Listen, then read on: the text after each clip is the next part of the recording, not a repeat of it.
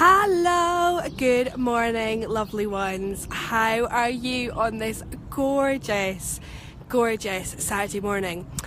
So, I'm just gonna do the obligatory hair check while I settle in for this pretty impromptu session.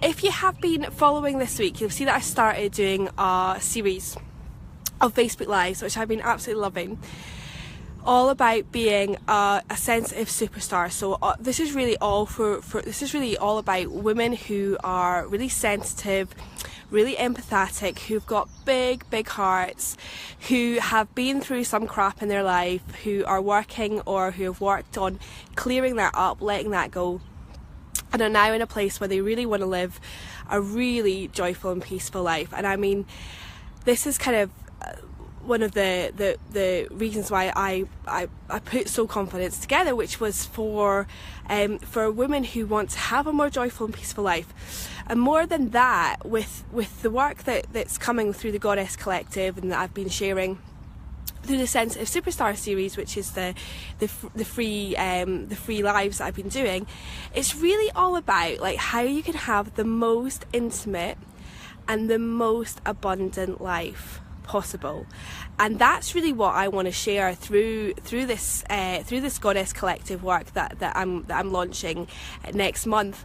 Really, like how by harnessing our sensitivity as a woman, by harnessing your sensitivity as a woman, how you can have the most abundant and the most intimate life. Because what I've learned and what I've been putting into practice over the last few months, and what's really coming through, is that the more we really listen to our bodies and the more we are aware of what our cycles are and where we're at in our cycles, and how that affects us and how that affects our moods and how that affects our relationships and how that affects our work and how that affects our family life, the more we know about ourselves in that sense, the more we have to give and the more we have to receive. So for me, you know, I'll just do a bit of a recap. But as I trained up as a yoga teacher, I put together my Soul Confidence program I was running it in different ways, and I really was connected with myself and very aware of my intuition and listening to myself. But it still was quite surface level, because over the last 6 months learning about my cycle and what that actually means and where I'm at in my cycle and how my hormones are and how that affects me, that has taken the connection to a much deeper level. So you may think that you are already connected, you may already think that you do have a pretty strong intuitive side, you may already think that you really are using all of those empathetic skills in the best possible way. But while there is that missing piece, which is about knowing yourself so well, knowing your cycle, like to the point where you can wake up and just know, right, today this is what I'm going to need, because I'm so in tune with my body, I know exactly what I need today. And that means that you can have the level of relationships, the level of abundancy that you want, because you're able to receive it.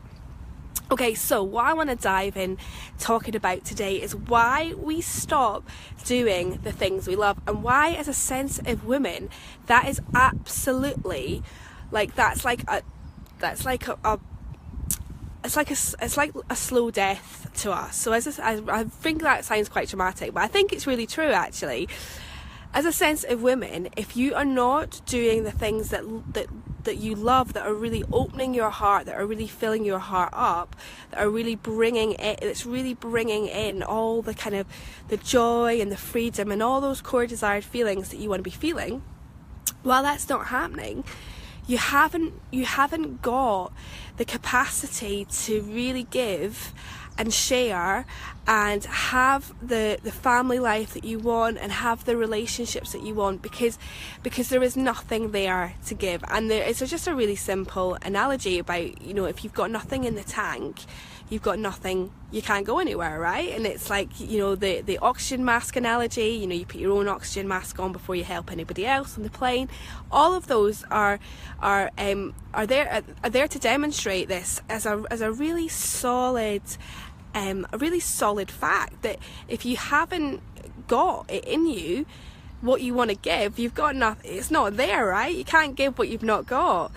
So I'm very, very passionate about this, and it really, for me, I've been learning as always, as it goes deeper and deeper with me, I've been learning about it again and again in different ways. And I think it does come down to loving kindness for sure, because everything does. Like, it all comes down to the level of love and kindness we can show ourselves in every given moment. It's a permission piece, and there's also that element of worth, like how worthy do you think you are in order to have as much of what you want. Now, I've been observing like what's been going on for me, and last week I went for a jog for the first time in probably about 3 years, because I used to run every other morning. It was part of my morning practice. I absolutely loved it. And when I got pregnant, I stopped because I did not feel like running anywhere. And by my third trimester, it would have been impossible anyway. And then after I had Arthur, obviously the first 6 months was very much about just sleeping in every possible moment that I could. And then after the 6 months, you know, there came a time when I was starting to think, oh, I'd really like to start running again, but it just didn't happen. I just didn't make it a priority. And then when I went out for a jog last week, I was thinking, oh, why have I left this so long to get back into this? Because for me, it's such a moving meditation. It's such an amazing instant way for me to get connected with myself. It connects me so strongly with my core desired feeling of freedom. And I was like, right, you know, this is really interesting that there has been a window of time that I haven't done this when I could have done. And of course, it's not about beating yourself up. If you recognise that, if that resonates with you, if there's something that you used to do and that you've stopped doing for whatever reason, it's not a reason to beat yourself up. It's a reason to look at it and just wonder why is that, and what could you do differently. So for me, I was like, right, okay, so that's interesting. You know, I'm curious as to why I've let that slip. And of course, you know, I can look at the time element and the fact that, you know, what's happened probably over the last 18 months is I've been putting a lot into my personal soul confidence practice when I have that, you know, with the time that I have, and also my self-care, which is really, really important in terms of like relaxing. And then also the business, which has taken, you know, which I've put a lot of energy into. But then I think, you know, this is really interesting, because here's something that I obviously love doing, which I haven't done. And it's great, and in a way it's amazing, isn't it? Because it's just like our practice. If you have a couple of weeks when you don't do your morning practice, or however your practice looks, and then you go back to it, it's like, oh, right, yeah, I can feel the difference in me from not doing it. And physically not running, you know, I'm like, yeah, I can definitely feel a difference in me. And it might be the same for you when you do think about your practice. If you don't do it on a day or a couple of days or a few days, and then you notice, for me, I'll notice my stress triggers are triggered much quicker. I'm much more irritable.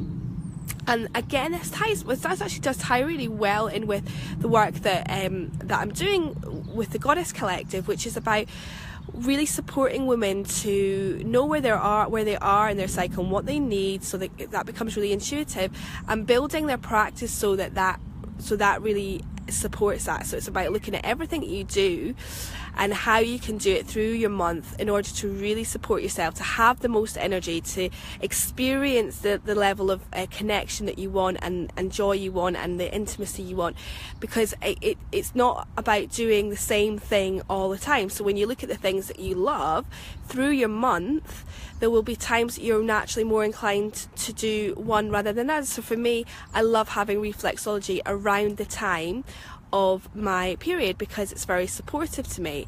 And then when I look at my practice, like I love to do my yoga nidra around the time of my autumn because it's more introspective and it supports me. And then for my spring, I love doing my sun salutations and doing really empowering work. So it's just such an amazing place to be when you really know yourself and you know your cycle and you know what supports you and you know what you love to do and how you can do that more often. So right now for you, if you are watching this and you're thinking, yeah, there definitely is a lot of things that I know really lights me up and really supports me.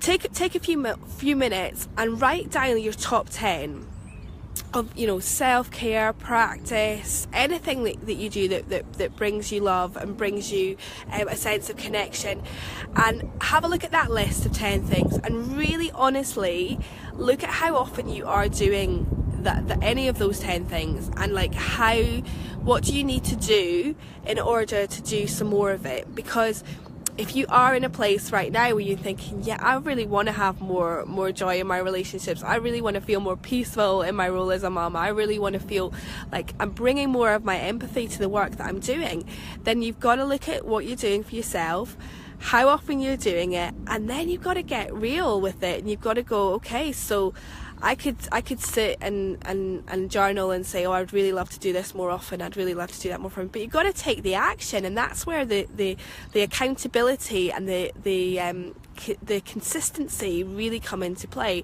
So you've got to be accountable and you've got to do it consistently. So looking at your list, then what do you need to do? Like, when are you going to start? When are you going to start to bring, and also don't go into overwhelm. So look at that list and go, right, well, at the moment, if I start off by implementing and taking aligned action on one of these things, okay, so what do I need to do? Do I need to schedule it in? Do I need to ask for some support? Like, do I need to how do I need to make this a must for me? And just really share how you're going to do that, and use this group, and if you're a member of the tribe, you know, use the accountability that you've got from that, and really do look at how you can bring more of this in. Share in the group, share what your top 10 are. You can take a picture if you write it out, if you write out your list. I've called it before, you know, the list, the light me up list, you know, my self-care 10, whatever kind of resonates for you. Take a picture of it, share it in the group, share it here in this group, and then write down what your aligned action is, or what's the one thing that you're gonna bring more of, and how are you gonna get it done. And just really remember, and this is like so paramount, that you know, you have a responsibility for your own happiness. Like, it doesn't rest on anything external, it's all about you. So have a beautiful day, lovely one, and I will look forward to seeing you soon. Lots of love. Bye.